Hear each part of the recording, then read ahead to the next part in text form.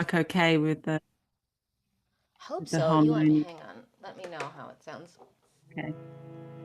It's still okay? You can hear both? Great. Let's get my. It's a good thing I've chanted this so much with you guys on these community calls, because when you did it on Friday, I just did it by heart, and I was like, I think I know it. Wasn't You did expecting very him not to. well. Thanks. I wasn't expecting him not to put it up on the screen. I was like, oh, okay. Guess we're just Ah, okay. I didn't think about guess that. guess Well, we're then just winging it. you did perfectly well. I didn't even notice. All right, here goes.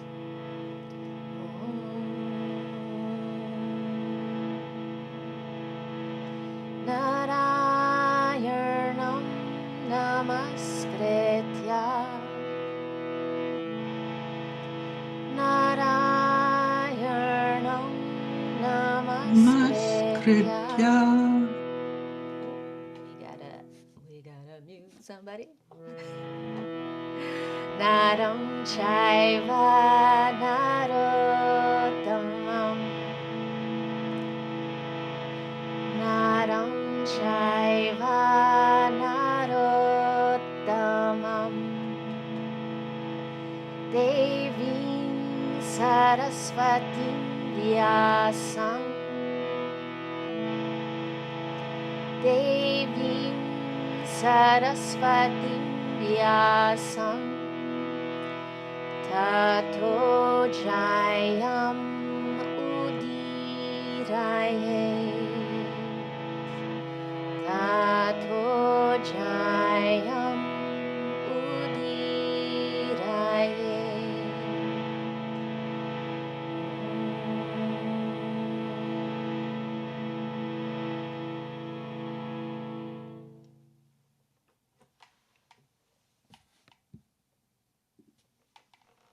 Thank you so much, as always.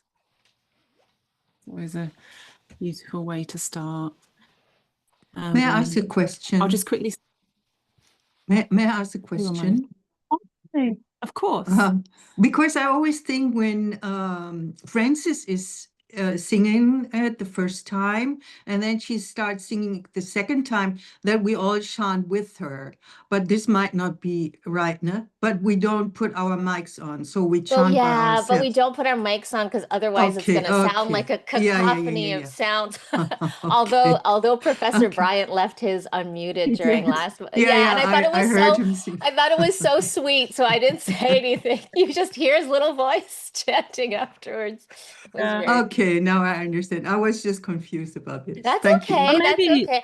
I would love it I if know. everyone could chant together, but unfortunately, Zoom is not high enough technology to synchronize everybody's beautiful voices. But that would be my preference, of course. But yeah, unfortunately, it's not there yet, the technology. So yeah. Sorry, Maybe Alex. we should still try it one time just You want to. to try? We could try it at the end. We could do it at the end, I think see we what it should. sounds Let's like. do it when we're not Oh, recording at the end. Eleonora's doing this. She's giving me a. We have done it 1,000 times with Professor Brian. Oh. It doesn't work. It really doesn't work. We can try, but you can try for yourself, but it won't work. Okay. Because I think we should. maybe a syllable of me comes up, and then one of Ayla, and then one of you, and then one of you. So it's like a uncoordinated thing. Mm-hmm. Yeah. Yeah. I Maybe mean, we could maybe try. We could we try. try it at We the could end and see. not when it's not recording, and then we Exactly. just feel the joy Because knowing that we're all singing. at the very beginning in Swadhyaya, there was Lakshmi, which is a friend of Edwin, that chanted playing the ek, not the harmonium, but the ek, the one chord instrument. Oh, Anyway, so we were trying with him. That's why I know. yeah. Listen, this has been since the pandemic times when I often chant at the beginning of class, and we similarly we tried to do it, and it was very difficult. But we can just for fun, we can just see Just for fun. what For it's fun. like. Yeah. So that we all know that, yeah, we're singing. But just, I was just quickly going to say, because someone messaged this morning about our next meet, we're going to continue, even though we've missed a week, we're going to continue in 2 weeks. So so the next gathering is going to be the 23rd, Sunday 23rd at 2 p.m. Eastern, 7 p.m. UK.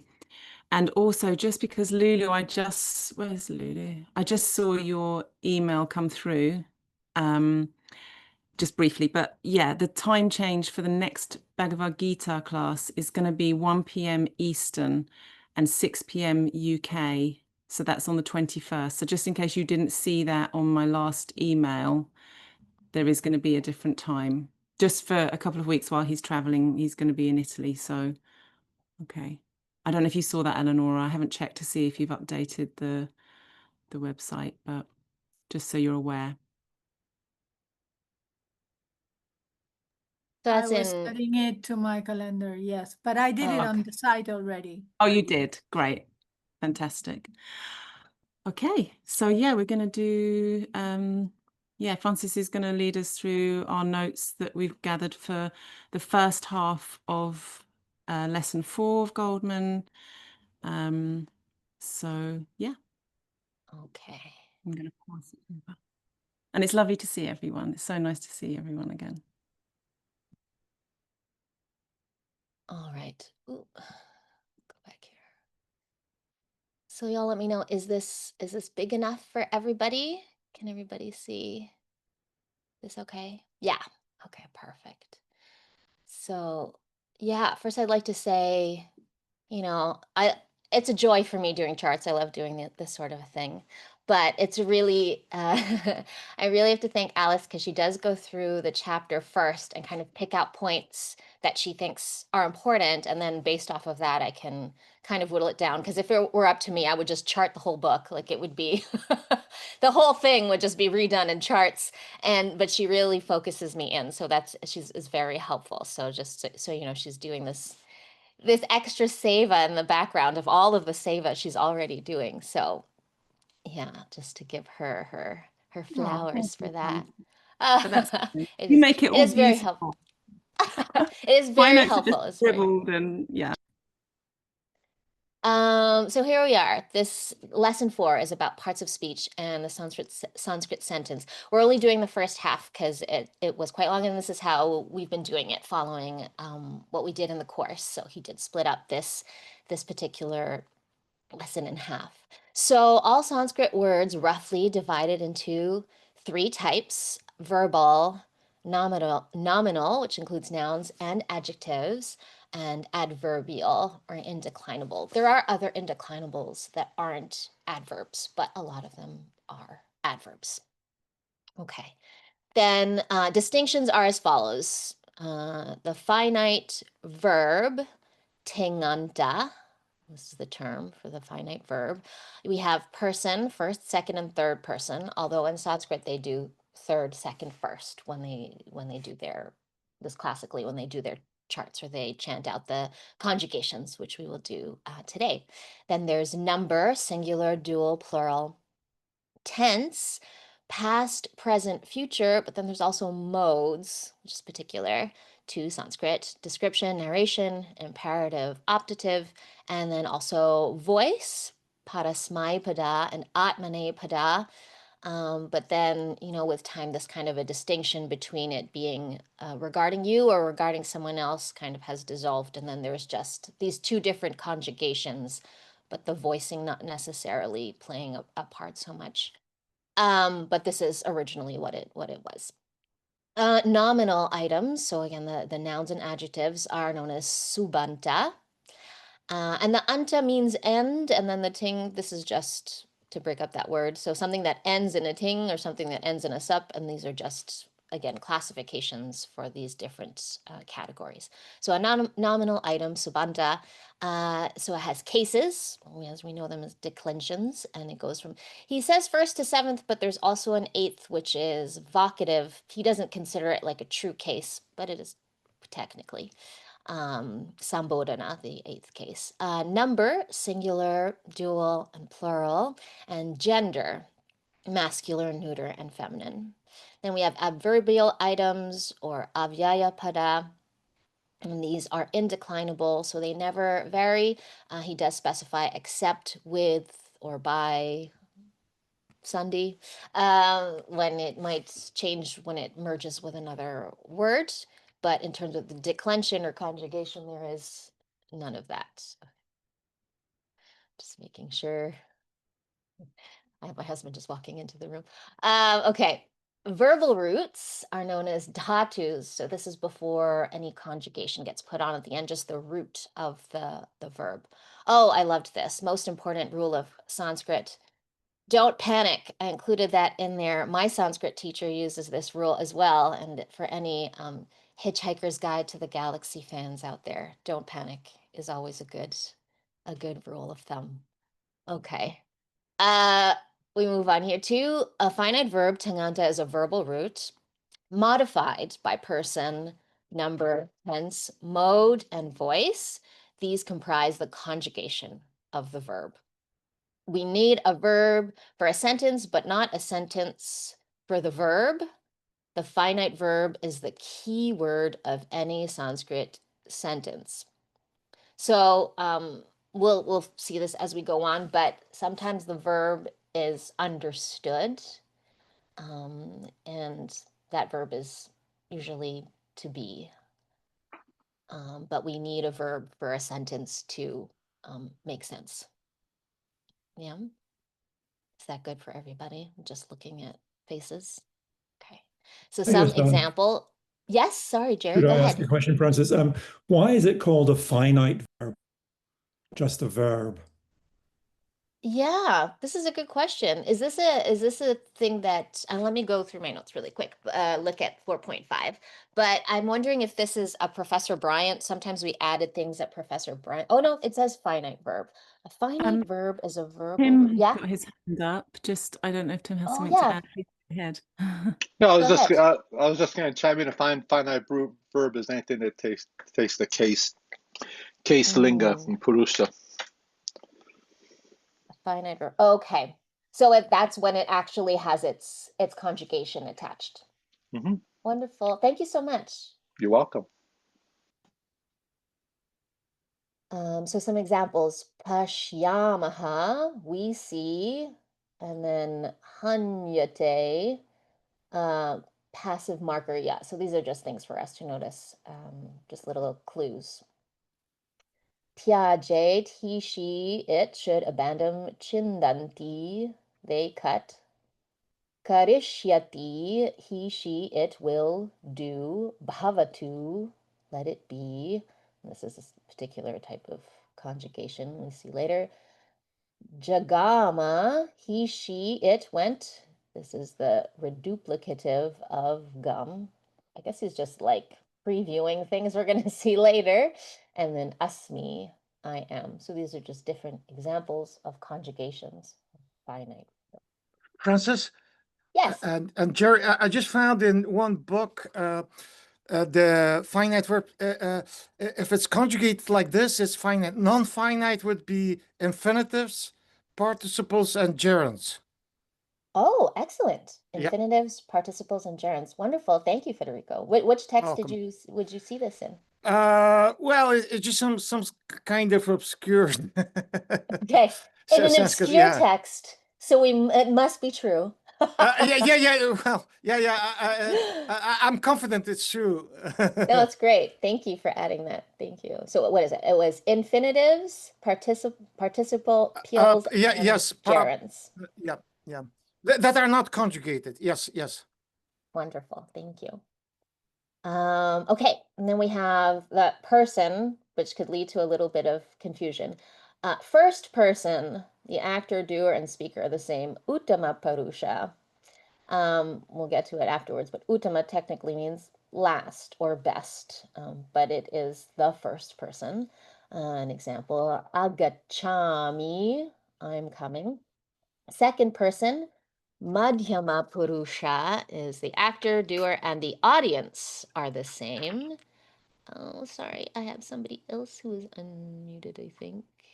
Searching. Here. Second person, the actor and the doer and the audience are the same. Example, tatvamasi, you are that. This is a mahavakya, a great saying. And then here we have third person pratama purusha. The actor doer is neither the speaker nor the audience. Third person, deva nandanti, the gods rejoice. Again, let's see. Sorry, I'm just muting the people who are unmuted. Person order. Okay, so this is where he explains it. Note that in Sanskrit, the person order is the reverse as it is for European grammar. They do third person first. Pratama Purusha. Oh, I don't know that I explained it. He explains it in the text. So Pratama technically means that word first, and we know that from Pratama Vibhakti when we eventually get into the declensions. It means first. However, in terms of the conjugation, it refers to the third person. So he, she, it, pratama purusha, even though pratama means first. So this can be confusing. Madhyama purusha, luckily, it means middle and it's second. So that's pretty intuitive. And then uttama purusha, uttama technically means last or best. When you look it up in the dictionary, it will say best, but this is referring to first person. So just know that what the word actually translates to and then what it is referring to is different in this case. Pratama means first, but it's actually third person. And uttama means last, but it's actually first person. Yeah. So this is just a little bit of, in terms of what the term is and what the word actually means, what words actually mean when you break them apart. This is pratama purusha is third person, madhyama purusha is second person, and uttama purusha is first person. Okay, then we have, is that okay for everybody? There's no questions about that. Okay. Then we have number, so it specifies the number of subjects, or in some cases objects, of the finite verb. We have singular, ekavachana, and this is the examples, shuko vadati, the parrot speaks. And we have dual, which is particular to Sanskrit, but although Professor Bryant said that other languages, some other languages still maintain this. Dvivachana, shukau vadata or vadataha, the two parrots speak, and then plural bahuvachana, shuka vadanti, the parrots speak. Singular, dual, plural. Tense. Tense generally indicates the time of the action or state expressed by the verb, the relative to the time at which the verb is used, although these do not actually correspond to the tense systems in Sanskrit. These will be studied individually. There are 3 times: past, bhutakala. So an example, Ramo vanam agachat. Rama went to the forest. And this is in, what's it called? Imperfect. Present, vartamanakala. Ramo vanam gachati. Rama goes to the forest. This is present indicative. And then future, bhavishyat Ramo vanam gamishyati. This is the future marker. Sya. Here it becomes sh because of a sandhi rule of the preceding vowel is other than a. Rama will go to the forest. I guess this is a future. I'm not really good with the future tenses. Which one of the future ones this is? Simple future, maybe? Yes, it is. Yep. Thanks. There you go.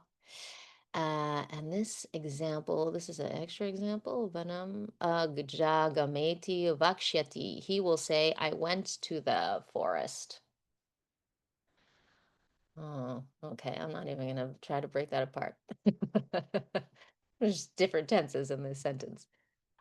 We go to mode afterwards. The modes specify how a finite verb is to be used or how the actor, doer, or the subject is related to the action. Some important examples. Indicative, description or narration. Ramo vanam gachati. Rama goes to the forest. Imperative, an injunction or command. Hey Rama vanam gacha. So, hey Rama, go to the forest. So this is giving Rama an order. Optative, exhortation or prescription. Ramo vanam gachet. Rama should go to the forest. The modes will be learned individually as we proceed. Great. Those will be for later. Voice, parasmaipada, word for another, or active voice. Atmane pada, word for oneself, middle voice. To be careful not to confuse this with kartari prayoga, which is active voice, and karmarni prayoga, which is passive voice. And that comes in lesson 9. It's too bad that they're both called active voice, but yeah, in their Sanskrit terms, they're different, if that's at all helpful. Parasmaipada versus kartari prayoga and karmarni prayoga. Okay, but that will be for later. Ubhaya pada verbs. So some of the many verbal roots dhatus are conjugated either in atmane pada or parasmai pada, but a large number may be conjugated in either pada, and sometimes called ubhaya pada. Ubhaya means both, so they could take either conjugation, parasmai pada or atmane pada. Major categories involved in conjugation of Sanskrit verbs. There are 3 persons, we saw this above, 3 persons, 3 numbers, 5 modes, some 5 modes, because I think there may be others. This is how he talks about it, mentions it in the text. 4 tense systems and 2 voices, parasmaipada and atmanepada throughout. Vartamane lat is the first conjugation we learn, which makes sense. The present indicative, sorry, I should be careful where I put my cursor. Each of these tenses have a code word consisting of la. So yeah, the tenses are referred to as lat or lang or rit or lut. So you learn these as kind of shorthand to describe the tenses. These code words are used in conjunction with other words signifying relative time, past bhuta, present vartamana, or future bhavishya. One of the most common and useful tenses is the present indicative, so vartamane lat, used for a simple description of narration or narration of actions, states, events occurring in relative present or immediate past and future. So this can also be used for something that's just happened or something that will soon happen. So it kind of covers a little bit of present and around it. So this are the endings for both parasmaipada and atmanepada. In the Vartamane lat. So I thought we could chant these. Is there anyone that would like to volunteer to be my responder? Don't everyone jump up at once. I'll do it. I don't mind. I can You see don't mind, Sylvia's hand Jen. is going up. Oh, yeah, and there's a Sylvia hand. has There's a physical hand up as well. No, Sylvia now has retracted her hand. Okay. So here we'll do, and this is the melody that I learned from my teacher, the way we chant it. So it goes, okay, so, and then I'll also specify, usually, so visarga, the ha with a little dot at the bottom, I learned could be pronounced as just trailing breath. So it could be, the second one could be the dvivachana of the pratama purusha, could be tah or taha. And usually when we do our chanting, I save the echoing of the preceding vowel, the taha, for example, for the last of the line. But just for today, I will do the echoing for all of them just to drive the point home of the visarga being there. Yeah, and that should make Talissa really happy because she likes the echoing pronunciations, her favorite. Yeah, okay, so we'll go ti, daha, an, ti, daha, an, ti. Jan. Ti taha anti, ti taha anti. And of course, for Ela, everyone should chant when Jan chants, but with your mute on. Yeah. Then it goes si ta ha ta, si ta ha ta. Si taha ta, si ta ta. Mi vaha maha. Mi vaha maha. Mi vaha maha. Mi vaha maha. Excellent. Thank you.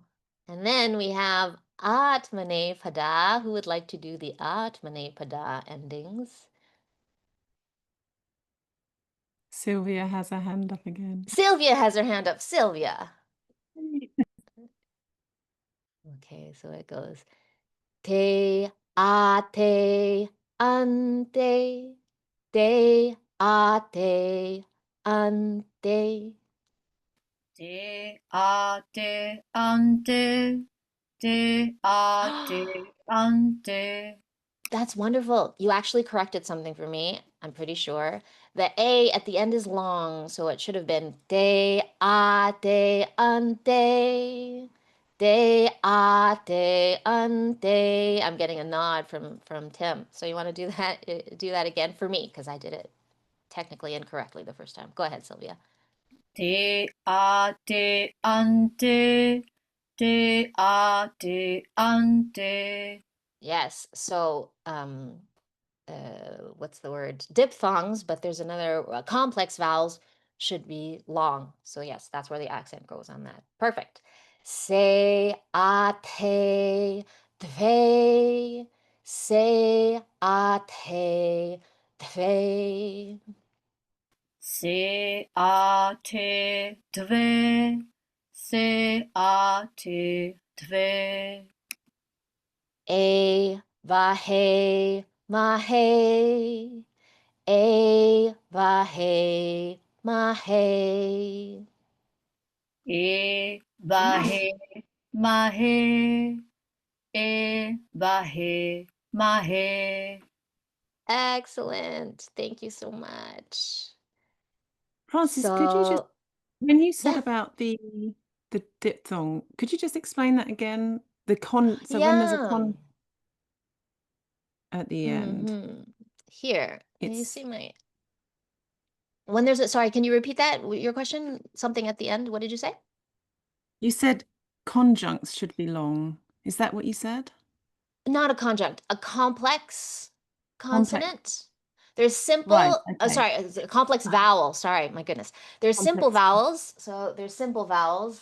Oh, I see. Because E, oo, yeah. But then we it's have the complex vowels or the diphthongs, and they move through two mouth positions. Technically, we have A, which moves through 1 and 2. I also moves through first and second position. And then O and ow. And so these are already, they're going to take 2 beats because there's technically two sounds. Does that make sense? yeah, So that now you've A, said that. yeah, so that A, Sylvia, so good. Thank you so much for that A. So this is a short ante, ante. So that's where the accent should be, is on that complex vowel, on the diphthong with the 2 sounds. Yeah, and I tried to make this, so this is a lengthened simple vowel, so it's te, so that does have to be long, like both of these have to be sort of accented. But here it's vahe, mahe, because this is short, and this is long, or 2 beats, 2 sounds. Francis, Yes, Talissa. this is Talissa. I could tell, Talissa, yeah. Yeah, I'm having voice alteration experiences. I'm hallucinating now because I'm pointing with my pointer, which you can't see, right? Okay, well, no, I'll try to see you. Hang on, where are you? I'm gonna Let's look for do you. it formally. Pratama Purusha Bahuvachana. Which one? You have Atmanipada. Mm-hmm. Yeah. The Pratama Bahuvachana on your Yes. chart here. Yes. Believe the Devanagari is Anti, and the Oh, transliteration yes. is Thank Ante. you. I love Wow, this. I can't Please believe I've seen that. call out my mistakes, please, please. Yes. This, I Do am this all not the time. perfect. I am not perfect. I still make mistakes. No, Here no. we go. Wonderful. Thank you. Okay. All right. Thank you for catching that. Active, so we'll move on. Active voice, the subject does the thing. I wash the car. Passive voice, the subject has the thing done to it. The car is washed, right? And middle voice, the subject performs the action for their own benefit. I wash the car myself. In English, middle voice doesn't have a dedicated verb ending, but is most commonly expressed through reflexive pronouns. Myself, yourself. Yeah. Okay. So this is just to show the contrasting things between the Padasmaipada and the Atmanepada. The T, see, me, and the te, say, a for the singular, for the ekavachana is the difference between the two. I don't know why you thought it important to specifically point that out, but I guess just a quick way you can notice the difference between whether it's Padasmaipada or Atmanepada conjugation. Okay, and then we have two examples. An example of a verb conjugated in the Padasmaipada. We have vad, dhatu vad, to speak. And then for the Atmanepada, we have bhash, to speak. So they both mean to speak. One in the Padasmaipada and one in the Atmanepada conjugation. Yeah. All right, here I'm going to have someone else lead and then someone else respond, because why should I be doing all the talking? Who would like to lead? Who feels confident in leading?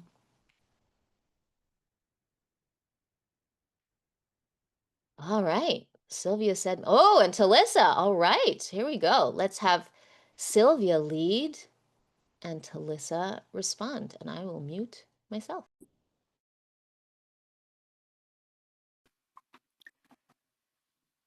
Vadati vadataha vadanti. Vadati vadataha vadanti.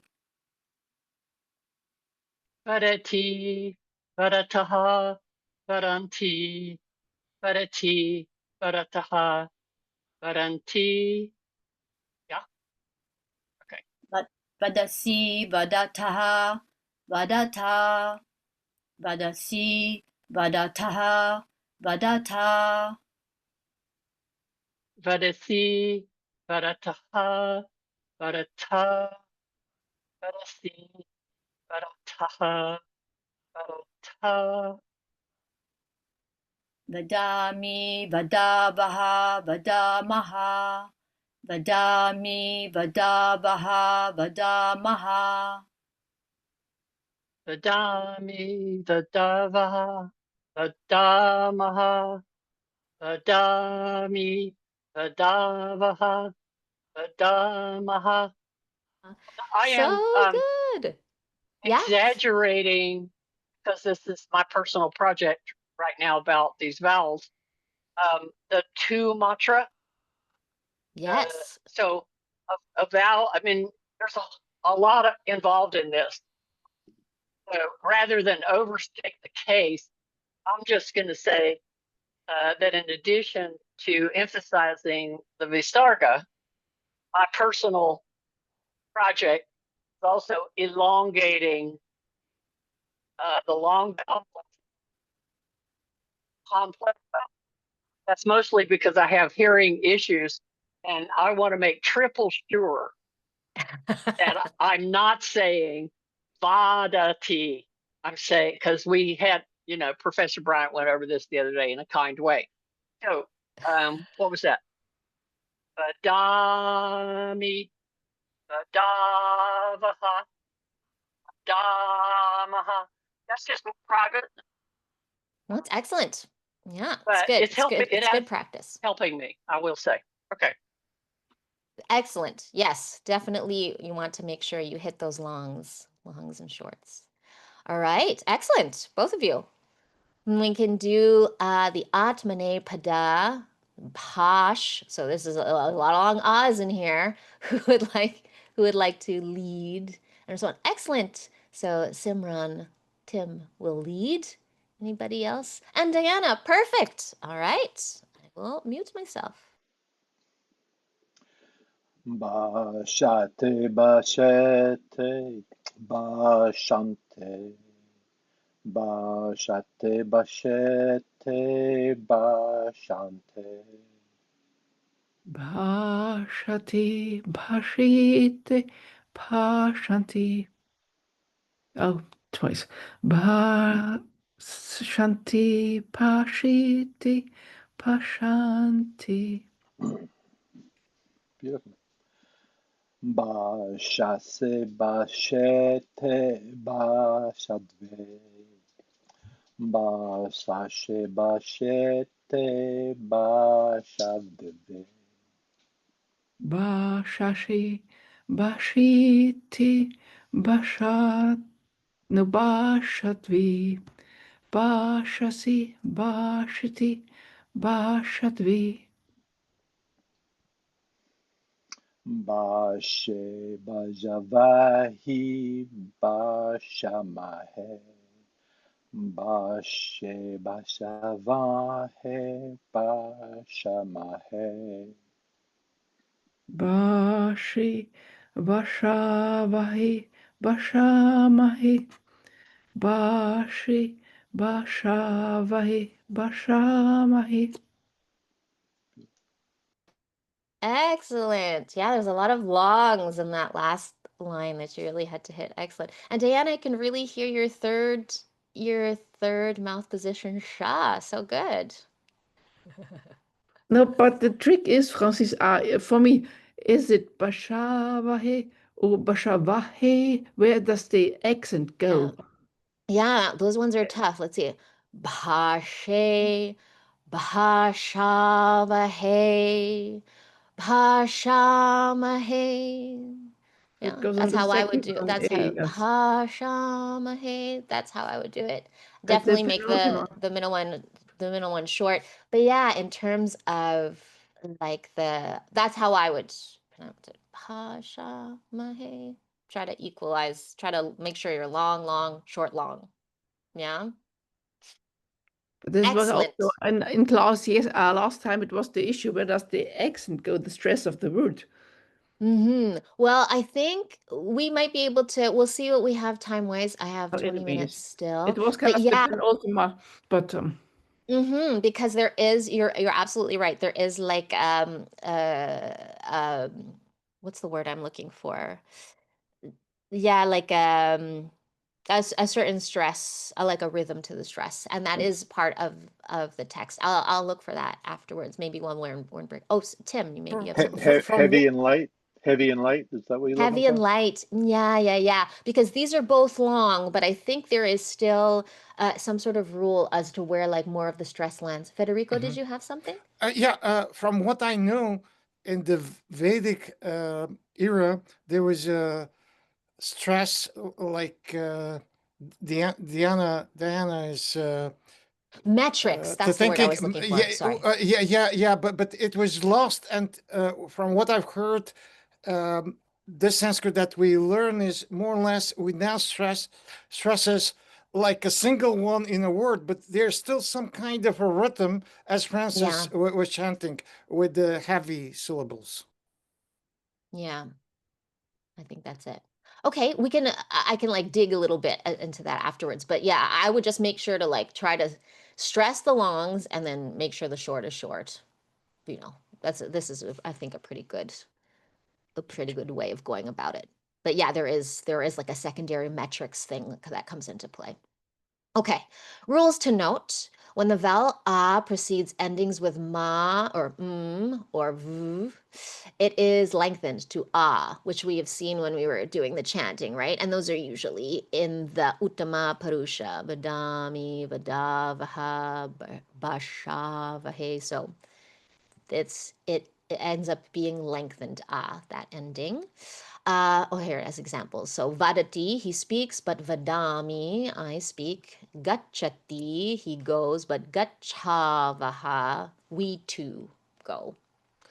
When a precedes either of the third person plural endings, pratama purusha, bahuvachana, it is lost. Yeah, so here we have an example of it. Anti bashante. I don't feel that they're lost there, but maybe, oh, here, oh no, he does give an example. Perfect. Oh yeah, because you wouldn't lengthen it. I see what he means. So we have gacha, try to do my pronunciation of my aspiration there.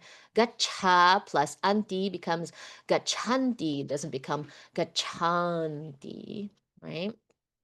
They go, and bhasha plus ante becomes bhashante, bhashante. So this doesn't become a lengthened ah.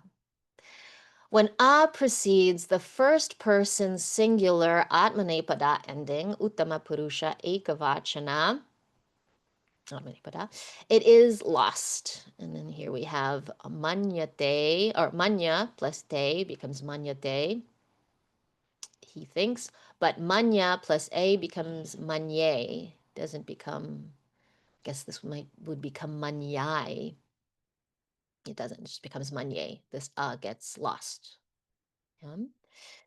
After the initial of the pratama purusha and madhyama purusha dvivachana, second and third person dual, atmanepada ending becomes a, and the is lost per rule C, this rule above. So when you have manya plus ate, it becomes manyete. No?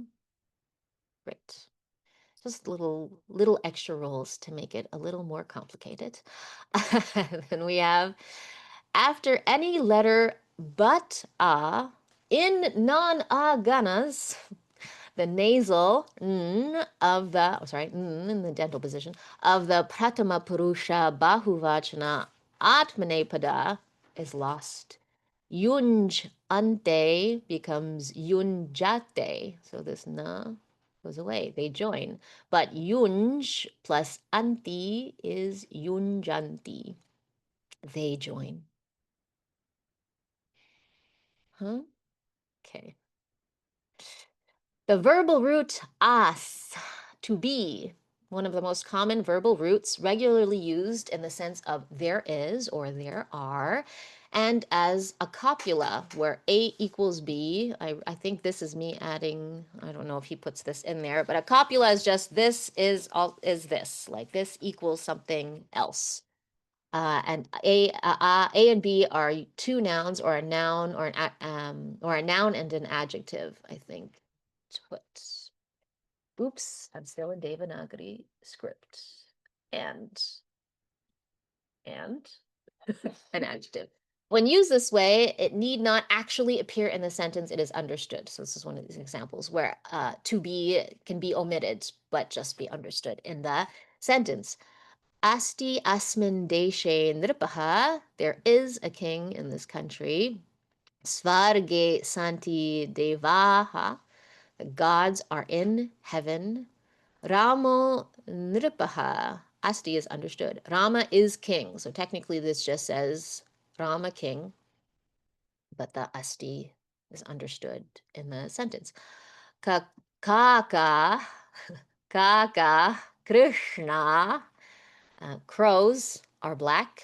Santi again here, understood. There's no verb in this sentence, written expressly in the sentence, but is understood.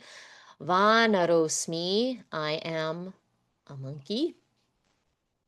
Vanaroham, so this is the asmi of the verb to be is in the actual sentence, I am a monkey. Then vanaroham, asmi is understood, I am a monkey. But the aham here is included, which means I.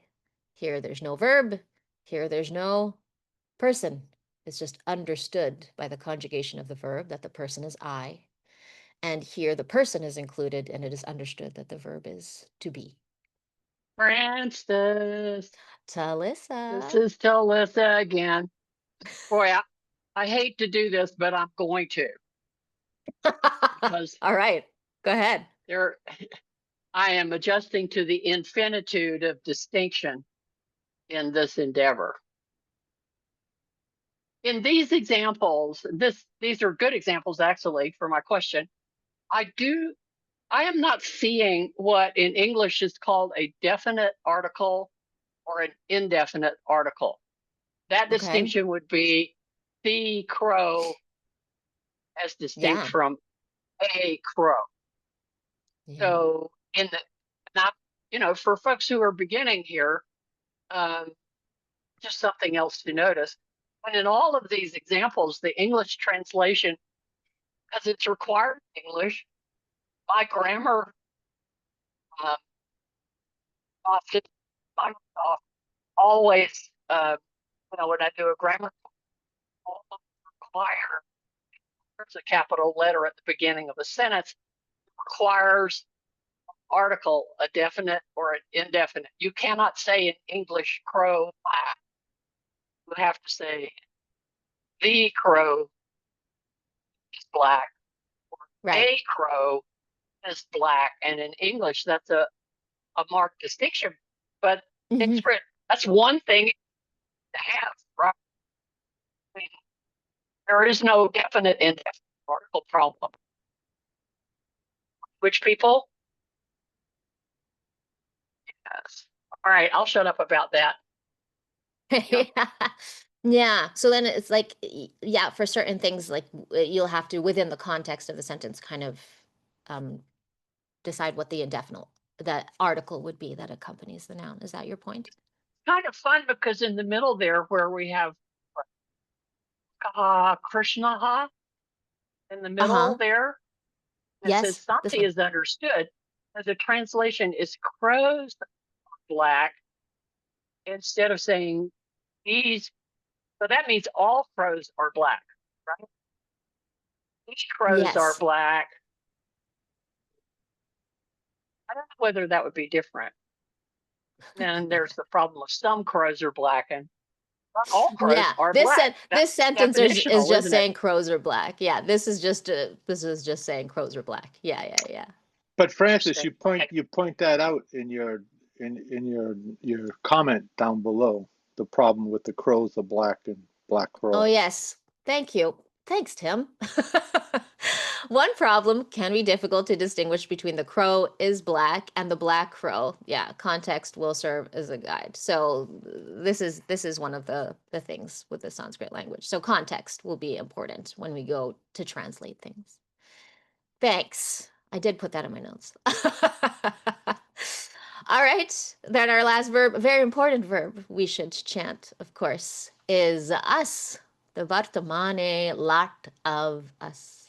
And it is also irregular, so important to remember and to be able to pick out in a sentence. All right, a caller and a responder that hasn't called or responded yet, so we get some extra participation.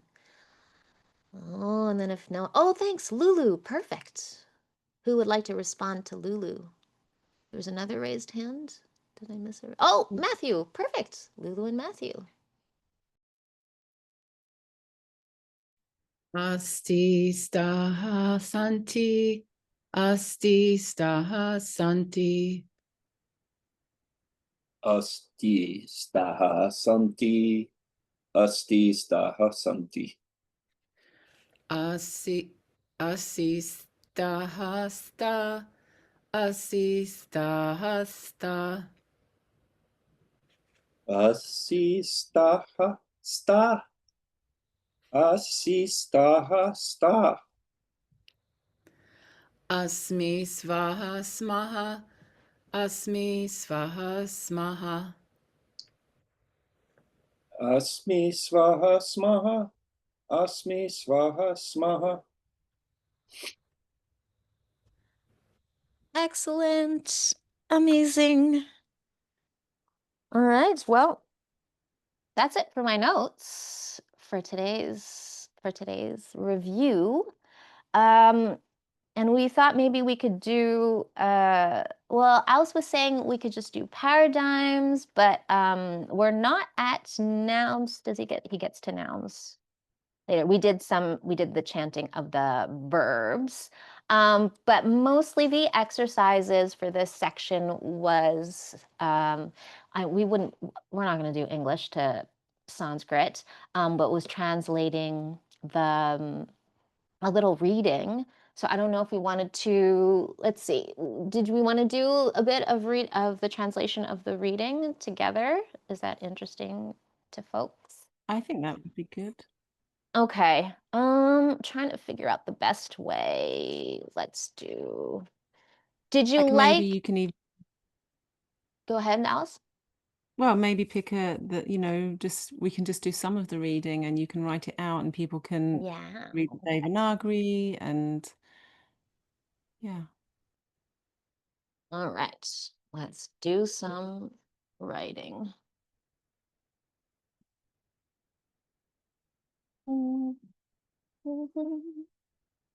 Okay, you see my board, okay.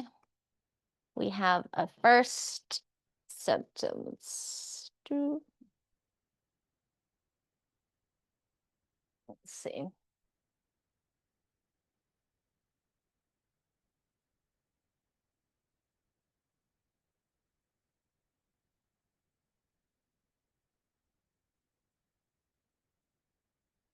Ooh, I did this.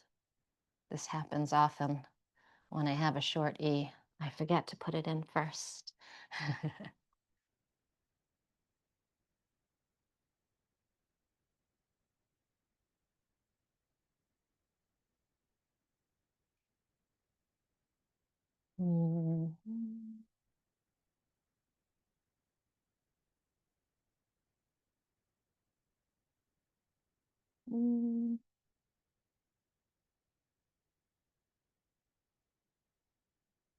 Ooh, just made it.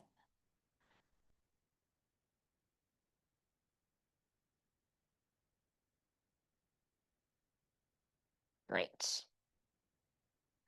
Okay, is it too small? Can you still see it?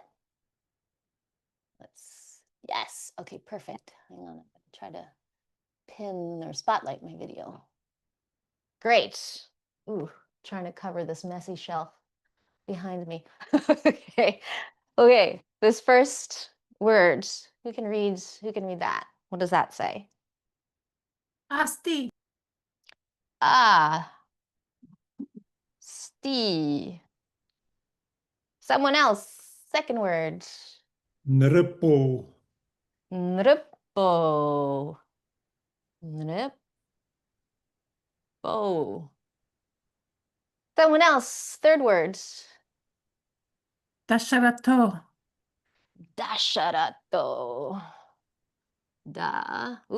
Make sure I write my English nicely. Da, sha, ra, to. And then this last word we have. Nama. Nama. Great. Perfect. Esti, we just saw in our verb conjugation, right? What is esti? Who can tell me? Is the verb? It's the verb. So this is the verb. What is the dhatu of this verb? It is? It's okay. To be, it's? It's not that, it's, I can't remember. Us. Us. It's us. Sorry. So the root is us. Asti is which conjugation? It's?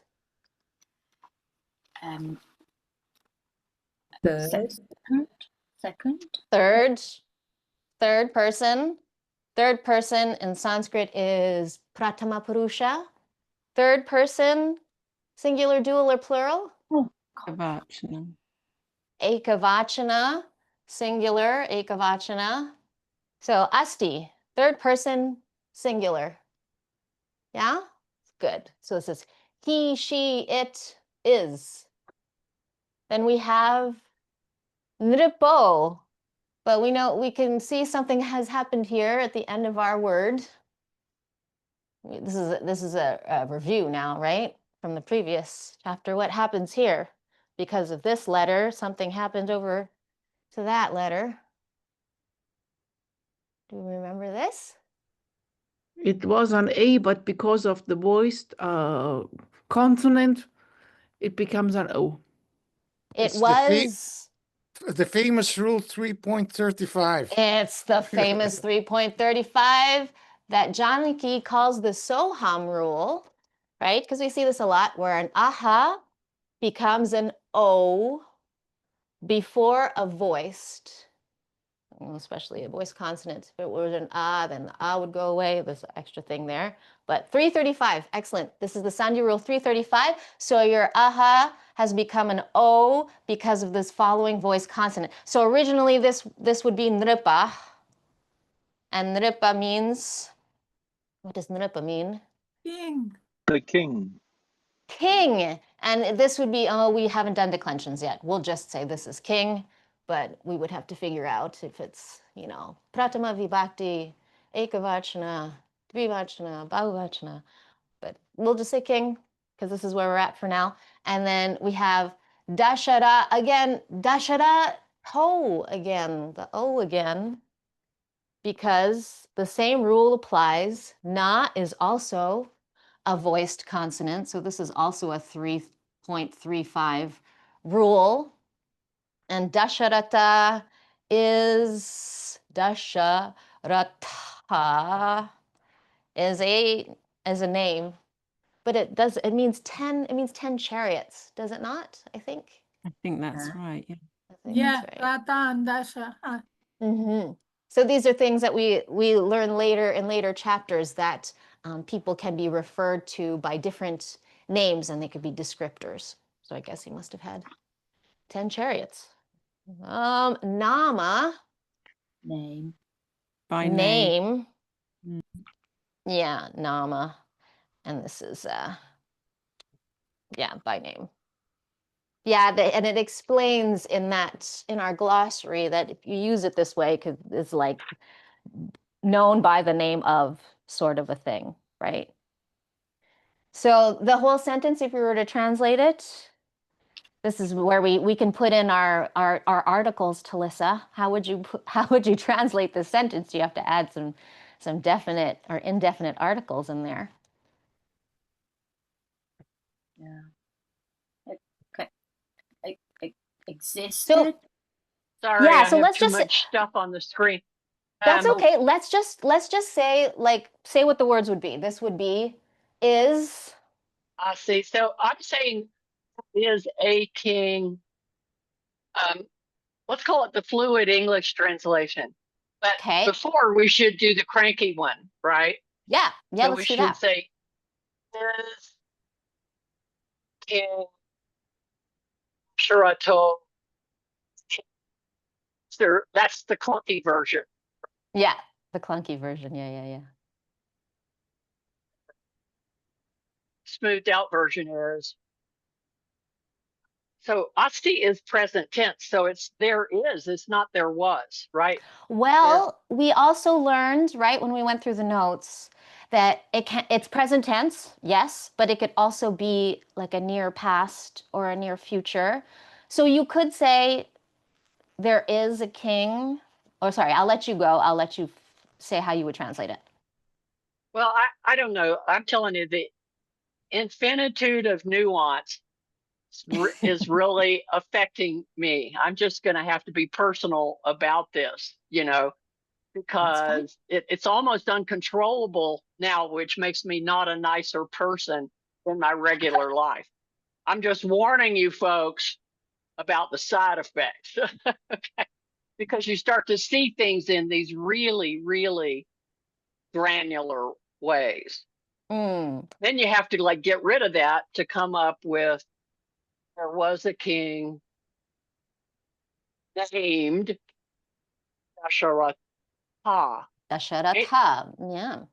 You could. There was a king. I mean, you could easily say there is a king named Dasharatha, but yeah, because of this kind of distinction where it could be near past or near future, and because of this is more of a narration, you could also say there was a king. Okay, just to go one more turn on that, could it be translated, the king is named Shurato? We're telling a story. I mean, technically, the king is named Ashurato. Is that right? Yeah, well, the nama, this is in the glossary, is an indeclinable here, and it's by name or namely. So it would be, there was a king by the name of Dasharatha, technically. That's where you're getting the by the name is the glossary indeclinable. The glossary says it's indeclinable. Yeah.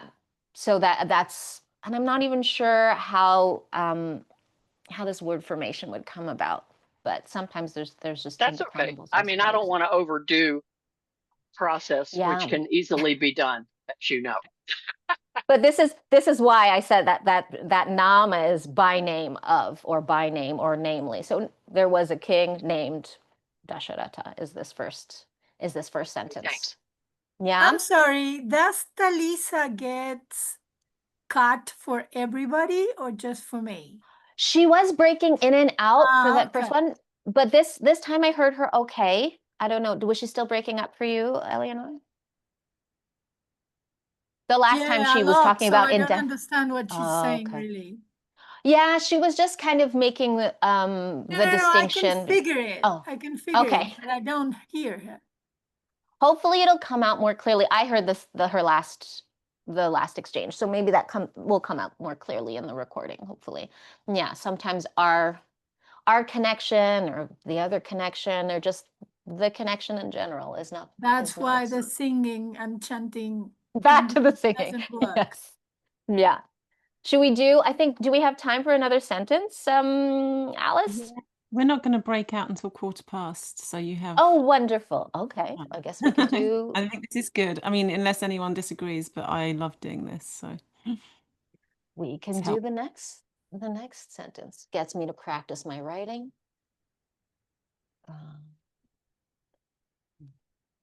As I try to hide my messy apartment. Okay, the next sentence we have is.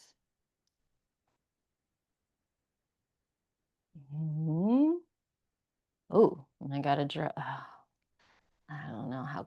Okay, it's not my best of agraha.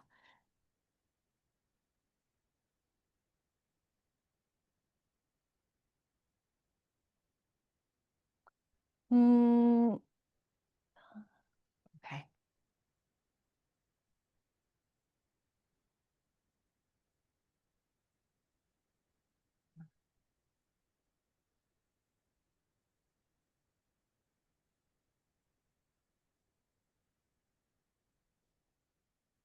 Ooh, again, just fitting it in.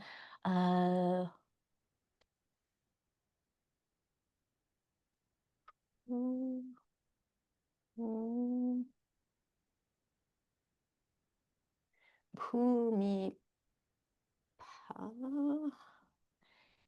su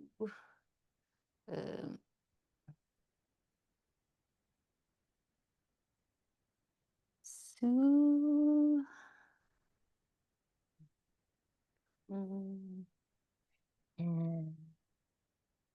okay, can I fit? No, I can't. I tried to be ambitious. I'll put it down here.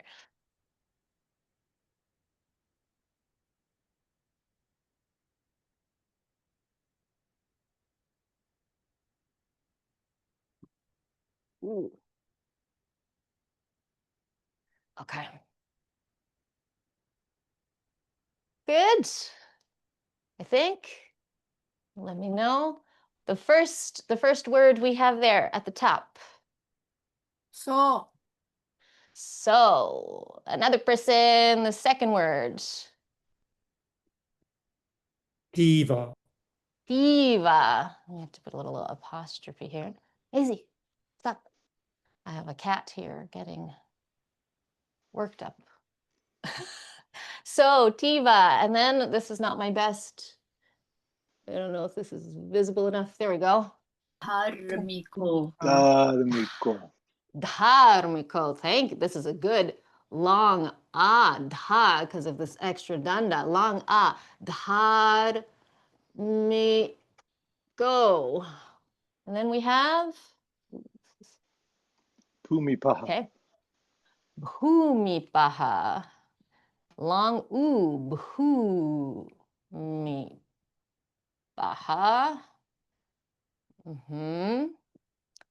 And then Sukham.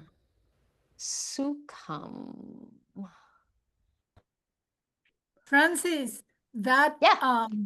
How do I describe this in ka? That ka, a longer tail, so that we know that it's ka. Is that better? Yeah, Even like longer? holding the V, which is Is not that a good? V. Yeah. Okay, thank you. Here, I'll make this even. I'll make them more together. Yeah.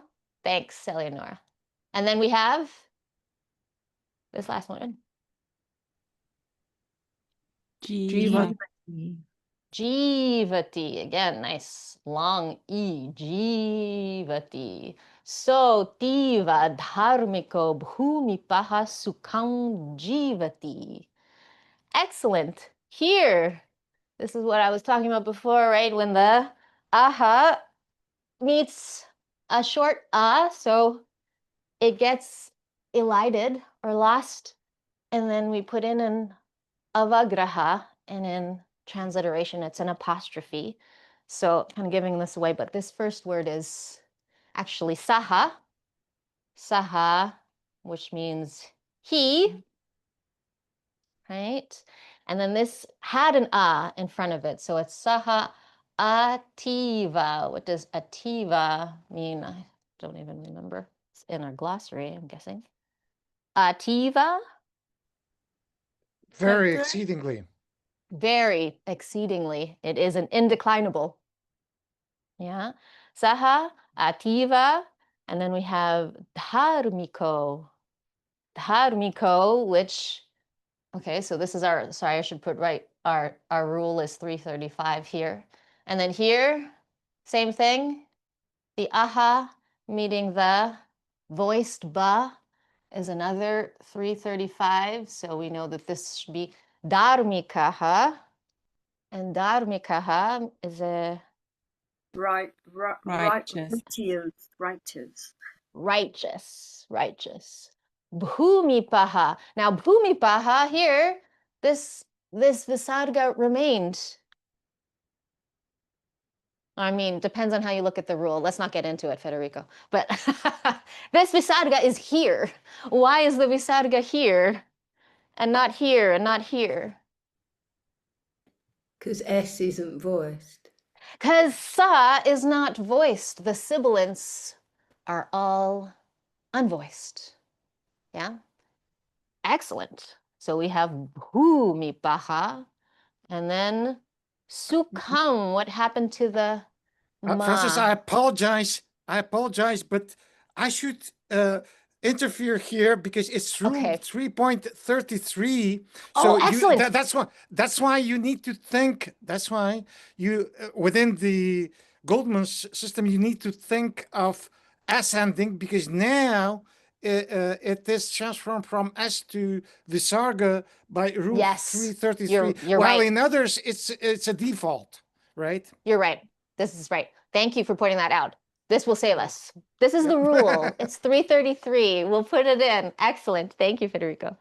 And then we have sukham, which also has something that happened to the ma. What happened to the ma?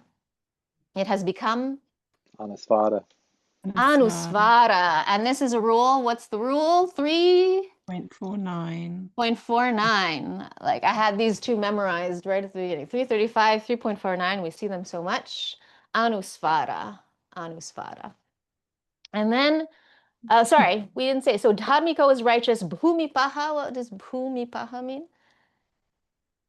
King. It's technically like Lord of the Earth, but it Bhumi is Earth and Paha is like Lord, so it's a king. Great. So we can say Lord or King or whatever. Lord or King. Wonderful. Bhumipaha, kind of like lord of the earth or king or lord. Perfect. And then Sukham, it became Anusvara, so technically it's Sukhang. You wouldn't go all the way to the sound, technically. And this word means? Happy. Happily. Happy, happily. And then, yeah, happily, because it's in the second. Okay, Yeah. we'll get to the declensions later, but Sukham, yeah, could be happily. And then Jivati, it comes from what? Dhatu. And Jeev? Yeah, is it Jeev? Is it G? Yes, it is. It is Jeev. Yep. Jeev, thanks. Yeah. Jeev. Yeah, Jeev, which means? He leaves. Third Lives. person singular. Lives? Is that what it says in the glossary? Lives. Okay. And then we see Jeev, yeah, live, survive. Perfect. And then we have the ati ending, which tells us that it is which conjugation? Third singular.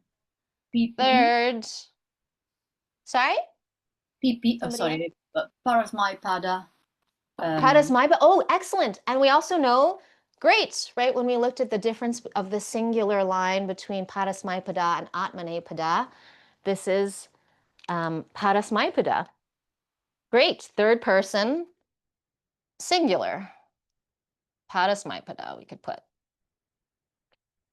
Great. So we have he, very, what was it, how do we go again? Very righteous. He, very righteous king, happily lives. Right? The janky, clanky translation, as Talissa would say. And then how would we make this a little bit more smoothed out? So we just had, there was, sorry, I'm just going to repeat the first sentence and then you can go out later. So the first sentence was, there was a king by the name of Dasharatha. And now we have this. Go ahead. The protector of earth lives happily. The protector of the earth. Okay. But if we were going to link it with the first, this is correct, but if we link it to the first, so we make it like the sentence following the previous one. There was a king named Dasharatha, or by the name of Dasharatha. He. The key is. Go ahead. The key is that Saṅga, which is he, often could be translated in English that. So here it's quite appropriate to say that very righteous Lord King, whatever. Referring back to the first sentence, as you asked. Yeah. It's a possibility, although there are other possibilities. Yes, this is great, and this is the point. It's like we have the just kind of like the bare necessity of what makes up the sentence, and then we sort of can fill it up in various different ways when we go into an English translation, right? So we have the direct translation of each word, and then we kind of, to smooth it out and to make it more for easeful reading in our language and our understanding. So there was a king named by the name of Dasharatha. I have in my translation, he lived, and I believe this is what Professor Bryant has as well when we went through it. He lived happily as a very righteous king. Or he lived happily as a righteous king. Oh yeah, very, you have to put very in there because we have very. He lived happily as a very righteous king. Could it be he lived very happily as a righteous king? I mean, maybe also. Yeah, you know? I think it's But very you important are as you. modifying already because Jivati is in present, and you're saying past tense. So if we are going to adjust it, I mean, we can do anything. Well, because we were looking at previously when the present tense could be present, but it could also be like near past or near future. And here it's also a narration. So you could also say there is a king named Dasharatha. He lives happily as a very righteous king, or he lives very happily as a righteous king. You could also translate it that way. Yes. I think it's very important, as you've stressed, that there are multiple possibilities and we have to get used to it. Initially, when you learn Sanskrit, you somehow naively assume that there is just a single possibility to translate, Yes. but there's a multiplicity always. Absolutely. And this is why we have many, many translations. I know when I first learned the Yoga Sutra in my teacher training, my teacher goes, so everyone show me, you know, which copy of the sutra you have. And we, you know, all got the one that was, you know, recommended from the reading list. And then she goes, oh yes, you will need more than just one. Like eventually you find, and this is what has happened to me as a student, I have like 5 copies of the Bhagavad Gita, and I have 5 copies of the Yoga Sutra, and I have one big copy that has many translations on one page of the, and some of them translated a little different, and some make this word mean a little something. So there are various ways that we can go about it. So we could, I mean, we're going to do our breakouts now, but we could have translated this as like reading a story about the past. You know, there once was a king who lived in a forest, and this sort of thing. Or you could translate it more present. There is a king. He lives in the forest. These are both, I think, valid interpretations and translations, as long as, you know, the entirety of the text makes sense as a whole. You know, sibling fight happening in the background. Okay. I hope that was helpful for everyone. This is my presentation for you for today. And we will now discuss. Yeah, my pleasure. I don't know if Alice has a question we should contemplate together, if it's just a breakout and chit chat. Yeah, I'm afraid I don't today, but that's just, okay. Go and So chat. I'm gonna go and chat, and we'll put you in some breakout rooms. If you have anything you want to discuss between each other, and then we'll meet back here just before the end of the half hour.